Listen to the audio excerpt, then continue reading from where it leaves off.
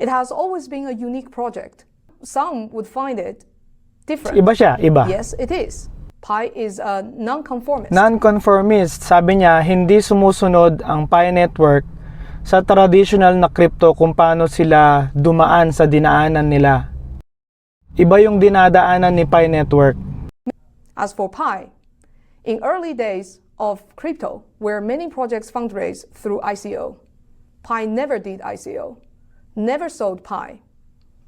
ICO is initial coin offering. Para siyang fundraising, o hindi talaga talaga.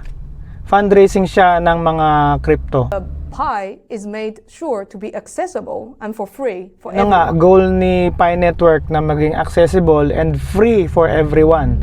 Kaya hindi siya nagbenta, hindi siya nag-ICO mula nung una pa. Pi community spent 6 years building its infrastructure, its ecosystem, and make sure that its utility is ready for use before opening up. For most blockchains, most of the addresses are unverified.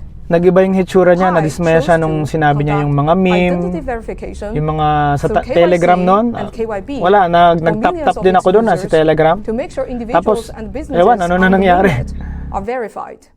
Because Pi believes true Tapos decentralization yun nga, does yung not most of contradict blockchains daw, authenticity and the verified. legitimacy. Unlike ng Pi Some Network, crypto meron siyang critics KYC raise at concern KYB. that Pi Yun, users kahit are too decentralized daw ang mainstream. Is Pi that the Network problem? at ang We don't blockchain think so.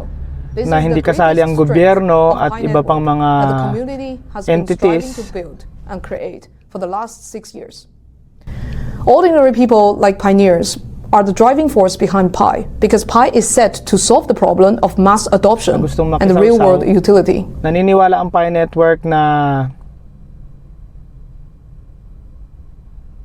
hindi sagabal ang pagiging transparent para maging decentralized ang isang project.